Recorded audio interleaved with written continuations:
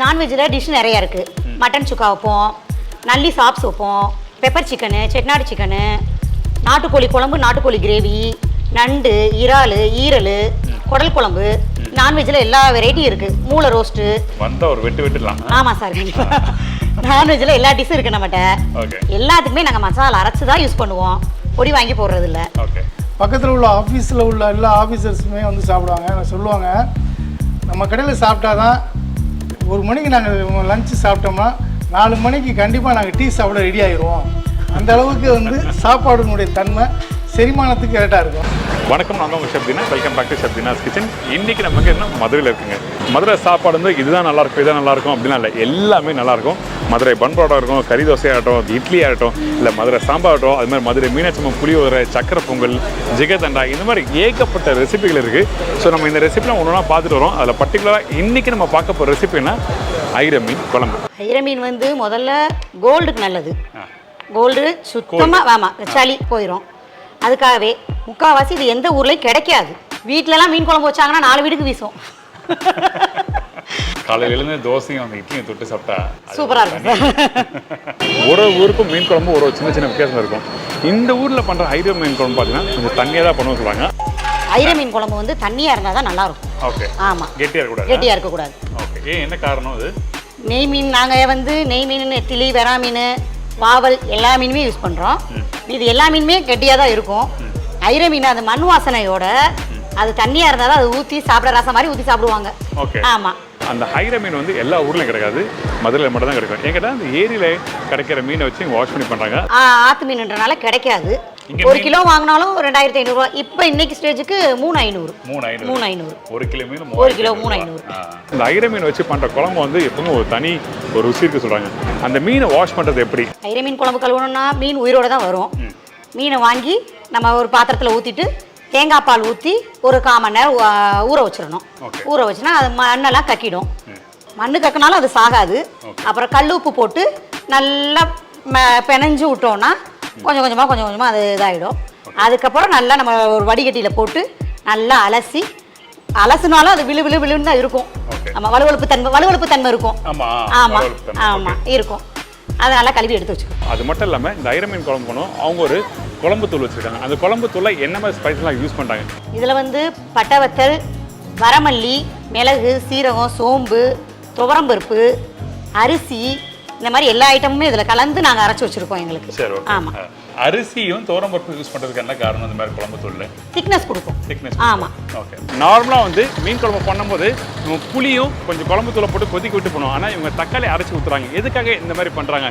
நீளமாக தக்காளி நீளமாக இருக்கும். என்னதான் நம்ம நல்லா சுருளை வதக்கினாலும் அது அப்படி தான் இருக்கும். அதனால நாங்கள் அரைச்சி தான் போடுவோம்.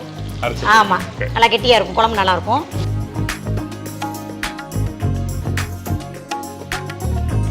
மீன் ஆட் பண்ணி நம்ம 2 செகண்ட் கொதிச்சா போதும். சரி, ஓகே. 2 செகண்ட். ஆமாம்.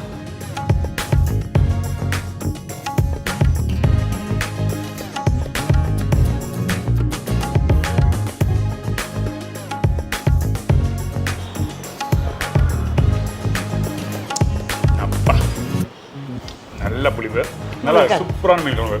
ஐயோ, எனக்கு ஒரு பேக் பண்ணுங்க. கண்டிப்பாக சார். நாளைக்கு சென்னை போகிறேன். நீங்கள் ஒரு டப்பாவில் கொடுத்தீங்கன்னா வீட்டில் வச்சு சாப்பிடுவேன். சரிங்க சார். பிரமாதமான மீன் குழம்பு. வாங்க நம்ம ஃபர்ஸ்ட் யாரை மீட் பண்ண போறோம் கேட்டா, திரு செல்வம், திருமதி கவிதா, இவங்க 2 பேர் தான் மீட் பண்ண போறோம். இவங்களை பத்திக்கிட்ட கடந்த 20 வருஷமா வந்து ஹரிஷ் மெஸ்ன்னு சொல்லி ஒரு நல்ல ஒரு வீட்டு சாப்பாடு வந்து பண்ணிட்டு இருக்காங்க. வீட்டில் என்ன சமைக்கிறோமோ அதையே தான் நாங்கள் சமைச்சு கொடுத்தோம் வெளியே. வீட்டுக்கு எப்படி நம்ம குழம்பு வைப்போம், சாம்பார்லேருந்து நான்வெஜ்லேருந்து எல்லாமே வீட்டுக்கு என்ன வைப்போமோ, வீட்டுக்கு எப்படின்னு அரைச்சி போடுவோமோ அப்படிதான் ஆரம்பத்துலேருந்தே நாங்கள் வச்சுட்டு இருக்கோம். உங்களுக்கு இந்த மீன் குழம்பு வைக்கிறதுக்கு யார் உங்களுக்கு வந்து சொல்லி கொடுத்தது? எங்கள் மாமியார். ஆமாம். சமையல் நான் ஒரு ஆள் அடுப்பில் நின்று எல்லாம் பார்த்தேன். அப்புறம் என் மருமக வந்துச்சு கல்யாணம் பண்ணி, மருமகளுக்கு எல்லாம் சொல்லி கொடுத்தேன், மகளுக்கு எல்லாம் சொல்லி கொடுத்தேன், பேத்திக்கு எல்லாம் சொல்லி கொடுத்தேன். எல்லாம் என்ன குழம்பு இப்படி வைக்கணும், இன்னும் குழம்பு இப்படி வைக்கணும்னு இருந்து சொல்லி கொடுத்து அது என் கூடவே இருந்து நல்லா பழகிடுச்சுங்க. தன்னால் நல்லா வைக்க ஆரம்பிச்சிருச்சுங்க. ஸ்டார்டிங்கில் நல்லா போச்சு. இத்தனைக்கும் ஒரு சின்ன சந்துக்குள்ளே தான் நாங்கள் வச்சோம். எங்கள் டேஸ்ட்னால இப்போ வரைக்கும் வராங்க. இன்றைக்கி நாங்கள் வந்து ஒரு பொசிஷனுக்கு வந்திருக்கோம். இன்றைக்கி நீங்கள்லாம் தேடி வந்து எங்களை கேட்குறீங்க அப்படின்னா அதுக்கு வந்து நாங்கள் எடுத்துக்கிட்ட முயற்சி நல்லா கொடுக்கணும். ஒரு வகுத்துக்கு எந்த பிரச்சனையும் இல்லாமல் மக்களுக்கு எல்லாத்துக்கும் நல்ல சாப்பாடு கொடுக்கணும், அவங்களுக்கு செரிமானம் ஆகணும், அவங்க அடுத்து நம்மளை தேடி குடும்பத்தோடு வரணுன்ற ஒரு கான்செப்ட் எடுத்துக்கிட்டு தான் இன்றைக்கி வாங்கின பொருள் இன்றைக்கி அறுவை வச்சு நல்லபடியாக செஞ்சு கொடுத்து இன்றைக்கி நாங்கள் நல்ல சுவையை கொடுத்து வச்சுருக்கோம். இன்னொன்று இவங்க கிச்சனில் பார்த்தா ஃப்ரிட்ஜ் இல்லை, அன்னைக்கு வாங்கி ஒரு பொருள் அன்றாடு வாங்கி அப்படி சமைக்கிறது தான். இப்போ நாங்கள் ஸ்டாக் வச்சு இந்த இது பண்ணுற நான்வெஜ் ஸ்டாக் வைக்கிறது எப்பயுமே கிடையாது எங்கள்கிட்ட. அது இப்போ ஃபுல்லாகவே எதுவுமே இல்லை. அந்த மாதிரி ஒரு இங்கே யார் வந்தாலும் வந்து நல்ல திருப்தியாக சாப்பிட்டு போகிற ஒரு பிஸியான ஒரு மெஸ்ஸு தான். நம்ம கடையில் வெஜ்ஜுன்னு எடுத்துட்டா சாம்பார், புளிக்குழம்பு டெய்லி ஒரு புளிக்குழம்பு வைப்போம். சாம்பார் ரெகுலராக இருக்கும். இந்த குழம்பு எல்லாமே ஒவ்வொரு நாளைக்கு ஒவ்வொரு குழம்பு வைப்போம். வெள்ளிக்கிழமைனா உருண்டை குழம்பு இருக்கும். சனிக்கிழமை கருணக்கிழங்கு இந்த மாதிரி ஏதாவது போட்டு புளிக்குழம்பு. ஒவ்வொரு நாளைக்கு ஒவ்வொரு குழம்பு தான் வைப்போம், ஒரே குழம்பு கொடுக்க மாட்டோம். ஒரு நாளைக்கு எத்தனை பேர் வந்து சாப்பிட்றாங்க? ஏன்னா எனக்கு எல்லாம் பல்காக பண்ணுறாங்க. ஏன்னா பெரிய அண்டால சாம்பார் உருண்டை குழம்பு எல்லாம் பெருசாக செய்கிறாங்க. இது காரணம் என்னென்னா அந்த ஏரியா வந்து அப்படி ஏரியா, அது வந்து ஃபுட் ஏரியா மாதிரியே தான். அந்த ஏரியாவை சுற்றியுமே ஹோட்டல்ஸ் நிறையா இருக்குது, ஆஃபீஸஸ் நிறையா இருக்குது. அதனால் வந்து எப்படி எங்களுக்கு வந்து ஒரு நாளைக்கு வந்து ஒரு 300லேருந்து 400 கஸ்டமர் வரும். எங்கள் கடையை சுற்றி இருக்கிறது எல்லாருமே கவர்மெண்ட் ஆஃபீஸர்ஸ் தான். அதனால எல்லாருமே சாதம் மட்டும்தான் கொண்டுட்டு வருவாங்க.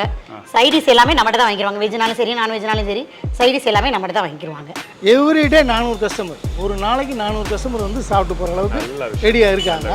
அதனால வந்து நாங்கள் வந்து அந்த குவான்டிட்டி செஞ்சு ஆக வேண்டி இருக்குது. ஓகே, ஐர மீன் குழம்பு மட்டும் இல்லை, எல்லா குழம்பும் நல்லா சூப்பராக இருக்கும். அது பர்டிகுலராக நீங்கள் செஞ்ச அந்த பிரியாணி அந்த பிரியாணி மற்ற ஊரில் சாப்பிட்ற பிரியாணிக்கும் இந்த ஊரில் சாப்பிட்ற பிரியாணி டோட்டலாக டிஃப்ரெண்ட். தம் பிரியாணி இது வந்து எப்படின்னா அவங்களுக்கு வந்து சீரக சம்பாவில் போடுறோம். மித்த இடங்களில் பூரா பாஸ்மதியில் போடுவாங்க. இது வந்து சீரக சம்பாவில் போடுறதுனால கொஞ்சம் நல்லா. ஓகே, கடைக்கு முன்னாடி என்ட்ரு ஆகும்போது அந்த ஒரு இது மாதிரி வச்சிருக்கீங்க, கேரியர் எதுக்காக அப்படி வச்சிருக்கீங்க? என்ன காரணம் சார்? இப்போ மக்களுக்கு ஒரு விழிப்புணர்வு கொடுப்போம் அப்படின்றதுக்காக என்ன பண்ணோன்னா ஒரு மிகப்பெரிய பிரம்மாண்டமான ஒரு கேரியர் ஒன்று பண்ணணும். இந்த இடத்துல வந்து இப்படி கேரியர் இருக்குன்னா எல்லாருக்கும் சாப்பாடு வாங்கணும்னா இனிமேல் வீட்டிலேருந்து ஒரு கேரியர் எடுத்துகிட்டு வாங்க அப்படின்னு சொல்கிறதுக்கு உண்டான ஏற்பாடு பண்ணணும்னு நினச்சி அதை முதல்ல பூரா தேடி பார்த்தோம், கிடைக்கல. அப்புறம் கோயம்புத்தூரில் போய் ஒரு கம்பெனியில் பேசி ஒரு ஃபேக்ட்ரியில் சொல்லி ஒரு அளவு கொடுத்து இதை செஞ்சு வாங்கிட்டு வந்தேன். அதை கொண்டு வந்து வச்சோம். நல்ல மக்கள் பற்றி ரொம்ப ரீச் ஆச்சு. அது மீடியாலாம் நிறையா மீடியா வந்து அதை எடுத்துகிட்டு எனக்கு பாராட்டெலாம் சொல்லுவேன். கார்பரேஷன்லாம் எனக்கு பாராட்ட சொல்லியிருக்காங்க. நல்ல விஷயம். இப்போ இந்த ஐர மீன் குழம்பு செய்ய போகிறவங்க யார்? மனைவி திருமதி கவிதா அவர்கள். அவங்க தான் ஸோ வாங்க அவங்களையும் ஃபஸ்ட் மீட் பண்ணிவிட்டு அதுக்கப்புறம் இந்த ரெசிபி எப்படி ரெடி பண்ணாங்க சொல்லி நிறைய விஷயம் கேட்டு தெரிஞ்சுக்கலாம். வணக்கம் அக்கா. வணக்கம் சார். எப்படி இருக்கீங்க? நல்லா இருக்கும் சார். ஸோ இன்னைக்கு வந்து உங்ககிட்ட இந்த மீன் குழம்பு எப்படி ரெடி பண்ணா சொல்லி கேட்டு தெரிஞ்சு வந்திருக்கேன். எங்களுக்கு பண்ணி காமிக்கிறீங்களா? கண்டிப்பாக சார். சரி, ஓகே. இந்த ஐர மீன் குழம்பு பண்ணுறதுக்கு ஃபர்ஸ்ட் நம்ம என்ன பண்ண போகிறோம்? 1/2 கிலோ மீன் வாங்கியிருக்கோம். 1/2 கிலோ மீன் எடுத்து நல்லா கழுவி வச்சுக்கிறணும். கழுவி வச்சுட்டு நம்ம குழம்பு இப்போ ரெடி பண்ண போகிறோம். ஓகே, இந்த ஐர மீன் குழம்புக்கு தேவையான பொருட்கள் என்ன பார்த்தலாமா? சின்ன வெங்காயம் ஒரு 100, வெந்தயம் 1 ஸ்பூனு, சோம்பு 1 ஸ்பூனு, வெள்ளைப்பூடு ஒரு 100 எடுத்து தட்டி வச்சுக்கிறணும். பச்சை மிளகா 2 உடச்சி வச்சுக்கோங்க. கருவேப்பிலை, தக்காளி, மஞ்சத்தூள் 1 ஸ்பூன் போட்டால் போதும் சார். மிளகாய்த்தூள் ஒரு 5 ஸ்பூன் சார். வரமிளகாய்த்தூள் 1 spoon sir. புளி நல்லா கருப்பு புளி எடுத்துக்கோங்க. ஒரு எலுமிச்சை சைஸ் எடுத்தால் போதும். கொத்தமல்லி நம்ம இறக்குனதுக்கப்புறம் தான் போட போகிறோம். அது லைட்டாக மேலே தூக்கிட்டால் போதும். சோம்பு மிளகும் திரிச்சு வச்சுக்கிறோம். அது நம்ம இறக்குறப்ப தான் போட போகிறோம். நல்லெண்ணெய் ஒரு 100 லிட்டர் எண்ணெய் ஊற்றணும் சார். இப்போ இந்த ரெசிபி தேவையான பொருட்கள் பார்த்தாச்சு. இப்போ ஃபஸ்ட்டு நம்ம என்ன பண்ண போகிறோம்? கடாயை வச்சு நான் வந்து நல்லெண்ணெய் தான் யூஸ் பண்ண போகிறேன். நல்லெண்ணெய் ஊற்றும்.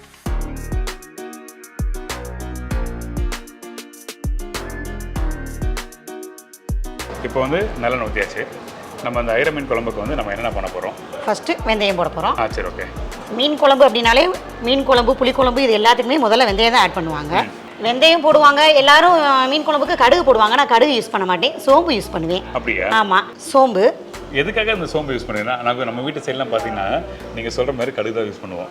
கடுகு தான் வீட்டில் யூஸ் பண்ணுறது, கடுகு தான் யூஸ் பண்ணுவாங்க. நான் சோம்பு தான் போடுவேன். சோம்பு எதுக்காக நம்ம யூஸ் பண்ணுறோம்? நல்லா ஸ்மெல் நல்லாயிருக்கும். ஓகே. ஸ்வீட்டாக இருக்கும். முதல்ல மீன் குழம்பு இனிப்பு புளிப்பு உரப்புமா இருந்தால் தான் அது நல்லாயிருக்கும். நல்லாயிருக்கும். ஓகே. அடுத்து நம்ம சின்ன வெங்காயம் போட போகிறோம். ஓகே. 100 சின்ன வெங்காயம். சரி, ஓகே. இந்த வெங்காயம் அப்படியே முழுசாக தான் போடுவீங்களா? ஆமாங்க சார், கட் பண்ணி போட மாட்டேன், முழு வெங்காயமாக தான் போடுவேன். எதுக்கு, என்ன காரணம் அப்படி போடுறதுக்கு? குழம்புல கரைஞ்சிரும், முழுசாக இருந்தால் நல்லாயிருக்கும். ஆமாம், ஐர மீன் வந்து நீள நீளமாக இருக்கும். அதில் சின்ன வெங்காயமும் அது ரவுண்டாக கட் பண்ணோம்னா மீன் சரியாக தெரியாது. ஓகே. அதனால நான் சின்ன வெங்காயம் முழுசாக தான் போடுவேன். ஆமாம். வெள்ளைப்பூடு நான் 100 பூடு எடுத்திருக்கேன். ஓகே. அது நம்ம தட்டி போட்டோம்னா நல்லா வாசமாக இருக்கும். இப்போ பர்டிகுலராக இந்த மதுரை ஸ்டைல் மீன் குழம்பு சொல்லும் போது வந்து நீங்கள் செய்கிற மெத்தட் இருக்கும். இப்போ நார்மலாக 2 தக்காளி வதக்கி போட்டு புளி தண்ணி போட்டு கொதிக்க விடுவீங்க. நீங்கள் தக்காளியை அரைச்சி போடுறீங்க. என்ன காரணம் வந்து அரைச்சி போடுறதுக்கு?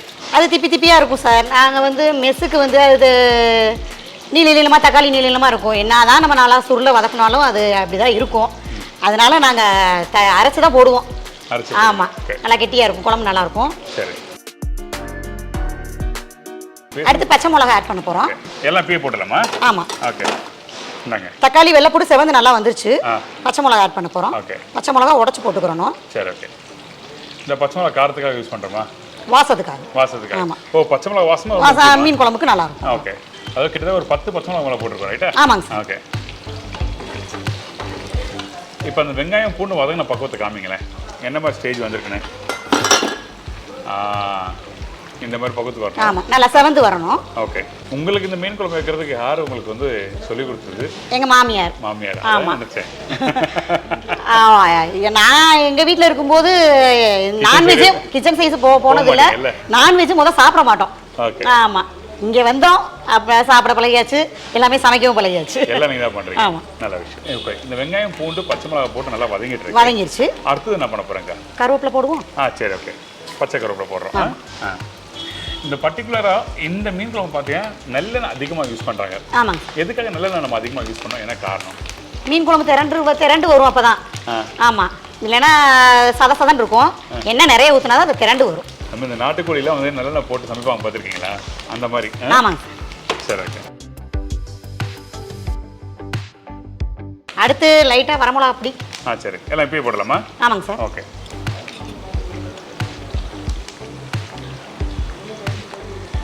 ஓகே. மஞ்சள் பொடி,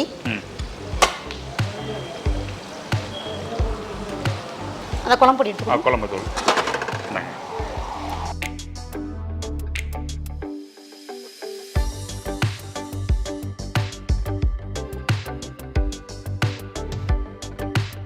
எத்தனை ஸ்பூன் போட்டிருக்கீங்க? நான் 8 ஸ்பூன் போட்டிருக்கேன். ஓகே. காரத்துக்கு தக்கன போட்டுக்கோங்க. ஒருத்தவங்க காரமாக சாப்பிடுவாங்க, ஒருத்தவங்க காரம் இல்லாமல் சாப்பிடுவாங்க. ஓகே. தக்காளி நான் அடிச்சு வச்சிருக்கேன், தக்காளி அதை ஆட் பண்ண.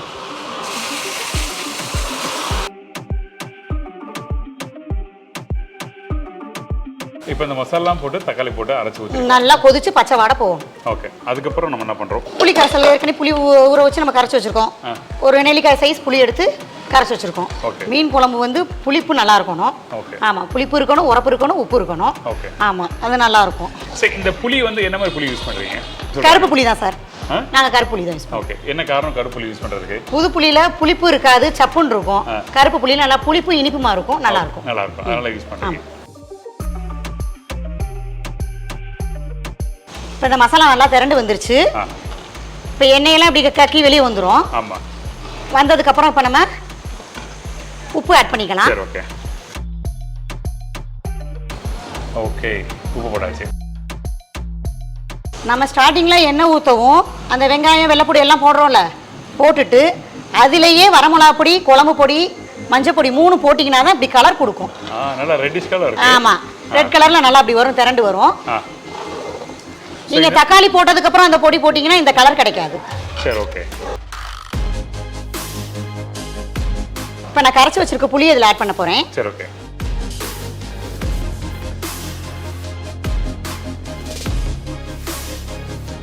இப்போ கடைசியாக அந்த பச்சை வாசனை எல்லாம் போன பிறகு புளி தண்ணி ஊற்றுறோம். ஆமாங்க சார். இப்போ நம்ம வீட்டில் பார்த்தீங்கன்னா இந்த மீன் குழம்பு பண்ணும்போது வீட்டில் எங்கள் அம்மா என்ன செய்வாங்கன்னா அந்த புளி தண்ணிலேயே அந்த குழம்பு தூளை போட்டு எல்லாத்தையும் கரைச்சிடுவாங்க. எல்லாம் ஊற்றி கொதிக்க விட்டுட்டு கடைசியாக ஒரு வெங்காயம் ஒரு தக்காளி 2 தக்காளி தான் உதைப்பாங்க. எதுக்கு 2 தக்காளி? ஒரு தக்காளி போட்டுருவாங்க. ஒவ்வொருத்தவங்க புளி நிறைய சேர்ப்பாங்க, தக்காளி கம்மியாக தான் சேர்ப்பாங்க. ஆமாம், அந்த புளிப்பு தன்மைக்கு ஏற்ற மாதிரி. சரி, ஓகே. இப்போ நம்ம தேவைக்கு தண்ணி ஊற்றிக்கிறோம். சரி, ஓகே. ஸோ ஐர மீன் குழம்பு எப்பவுமே தண்ணியாக தான் இருக்கணும். தண்ணியாக தான் சார் இருக்கணும். சரி, ஓகே. நம்ம கடையிலே எல்லா குழம்பும் கெட்டியாக இருக்கும், ஐர மீன் குழம்பு தண்ணியாக தான். தண்ணியாக தான். ஆமாம், அப்போ தான் சுடு சுடு சாத்து நல்லா இருக்கும். சரி, ஓகே. இப்போ அடுத்து நம்ம என்ன பண்ண போகிறோம்? தேங்காய் பால் ஊற்றணும். ஊற்றிடலாமா? ஓகே. இந்த தேங்காய் பால் எவ்வளோ தேங்காய் யூஸ் பண்ணுறோமோ? சும்மா அரை முடி போதும். அரை முடி தேங்காய். தண்ணியாக இருக்கணும், திக்காக இருக்கணும் தேங்காய் பால்? இது திக்காக இருக்கணும். திக்கா. சரி, ஓகே. ஊற்றிடலாமா? ஊற்று. ஏற்கனவே நம்ம புளி ஊற்றி குழம்பு கொஞ்சம் இதாக தண்ணியாக தான் இருக்குது. ஓகே. இப்போ தேங்காய் பால் ஆட் பண்ணோம்னா நல்லா இருக்கும். Okay, ton. ஸோ தேங்காய் பேஸ்ட்லாம் போடாதுல்ல? இல்லை சார். இப்போ தேங்காய் பால் நம்ம ஊற்றிட்டோம். ஓகே. இது நல்லா ஒரு கொதி வந்தால் போதும், நம்ம மீன் போட்டு பொடி போட்டு மல்லி போட்டு இறக்கிடலாம். அவ்வளோதான். ஆமாம். இந்த தேங்காய் பால் ஊற்றின பிறகு கொதி நல்லா கொதிச்சு வரணுமா இல்லை ஒரு கொதி வந்தால் போதுமா? நல்லா கொதிக்கணும் சார், நல்லா கொதிக்கணும். ஏன்னா பெரும்பாலும் சில ரெசிபிக்கு வந்து நம்ம தேங்காய் பால் போட்டு இறக்கணும்னு சொல்லுவாங்க. மீன் குழம்புக்கு முக்கால்வாசி யாரும் தேங்காய் யூஸ் பண்ண மாட்டாங்க. இது அந்த திக்னஸ்க்காக நம்ம தேங்காய் பால் ஊற்றுறோம். ஆமாம், அது இனிப்பாகவும் இருக்கும் அப்படின்றதுக்காக நம்ம தேங்காய் பால் ஆட் பண்ணுறோம். ஸோ நல்லா தேங்காய் பால் போட்டு கொதிக்க விடணும். ஆமாம், பெரும்பாலும் யூஸ் பண்ண மாட்டோம், ஆனால் இங்கே நம்ம யூஸ் நான் யூஸ் பண்ணுறேன். சரி, நல்ல விஷயம். இதை முதல்ல நாங்கள் கலர் யூஸ் பண்ண மாட்டோம், கலர் ஆட் பண்ண மாட்டோம், அஜினோமோட்டோ யூஸ் பண்ண மாட்டோம். ஏன்னா நாங்களும் டெய்லி வீட்டில் போய் சமைச்சு வீட்டு சாப்பாடு சாப்பிட்றது இல்லை, இங்கே நாங்கள் வீட்டு சாப்பாடு மாதிரி தான் சமைக்கிறோம். அதனால நாங்களும் இதை தான் சாப்பிட்றோம். ஆமாம், நல்ல விஷயம். ஆமாம், நம்ம சாப்பிட்றனால தான் எல்லாருமே ஆஃபீஸில் வேலை பார்க்குறவங்களா, அதனால அடுத்து வயிற்று பிரச்சனை வந்துச்சுன்னா நம்ம மெஸ்ஸுக்கு வர மாட்டாங்க.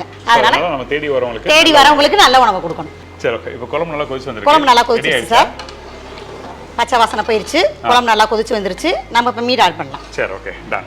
இப்போ நான் அந்த ஐர மீனை தேங்காய் பால் ஊற்றி ஊற வச்சு உப்பு போட்டு நல்லா 4-5 தடவை வாஷ் பண்ணி இப்போ நான் எடுத்து வச்சிருக்கிறேன். சரி, எவ்வளோ தேங்காய் பால்? இப்போ ஒரு 1/2 கிலோ மீன் யூஸ் பண்ணுறீங்க, எவ்வளோ தேங்காய்? 1 டம்ளர் ஊற்றினா போதும். 1 டம்ளர் தேங்காய் பால் ஊற்றினா. ஓகே, அந்த மாதிரி தான் வாஷ் பண்ணி எடுத்து வச்சிருக்காங்க. ஆமாம். இது ஆனால் இது போட்டால் எப்படி மறுநாள் சாப்பிட முடியுமா? அது இல்ல, ஐர மீன் அன்னைக்கு காலி பண்ணிடணும். அப்படியே அப்படி வச்சா மற்ற எல்லா மீனும் வச்சு சாப்பிட்டோம்னா நல்லா இருக்கும், ஐர மீன் நல்லா இருக்காது, கரைஞ்சு போயிடும், ஸ்மெல்லுமே வாடையுமே நல்லா இருக்காது.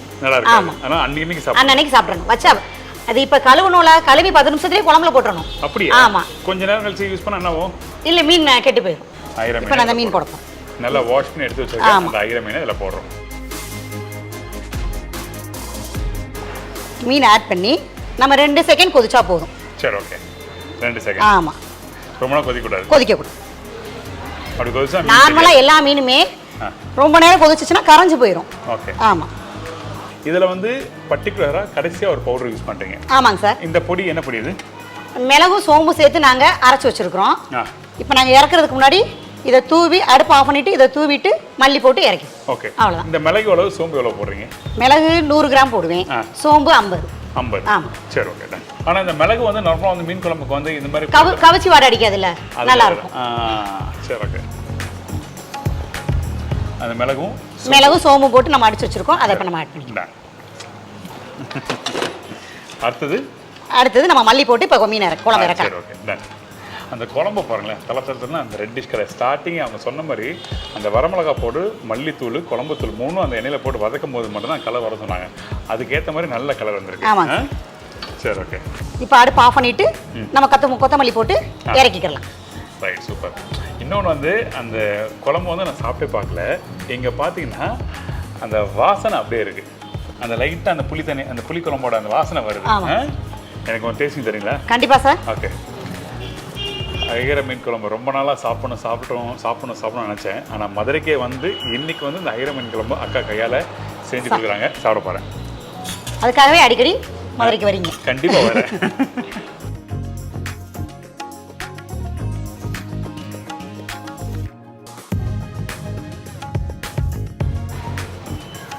இப்போ ஐர மீன் குழம்பு ரெடி ஆயிடுச்சு சார். கொடுங்க, நீங்க மிக்ஸ் பண்ணிட்டே இருக்கீங்களே, சாப்பிடுங்க. இவ்வளவு நல்ல ருசியா செஞ்சுட்டு வாசனை அங்க இருந்து காமிக்கிறாங்க, ஆனா வந்து லேட்டா கொடுக்குறாங்க. அப்பா, நல்ல புளிப்பு, அந்த புளிப்பு காரம் எல்லாமே தூக்கலா இருக்கணும். எக்ஸலண்ட். இன்னொன்று நல்லெண்ணெய் வாசனை கண்டிப்பா சூப்பரா இருக்கு. மீன் குழம்புன்னு எடுத்துட்டாலே நல்லெண்ணெய் தான். பிரமாதமான மீன் குழம்பு. அந்த மீன், இந்த மீன் அப்படியே சாப்பிடலாமா? சாப்பிடலாம் சார், சூப்பரா இருக்கும். இருக்காது, சாதத்துல போட்டு அப்படியே பண்ணி சாப்பிடலாம்.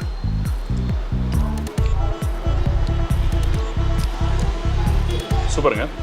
முள்ளு ஒன்றும் பெருசா தெரியல. முள்ளு இருக்காது, அதுல ஒல்லியா இருக்கும். ஒல்லியா இருக்கு, நல்லா சூப்பரான மீன் குழம்பு.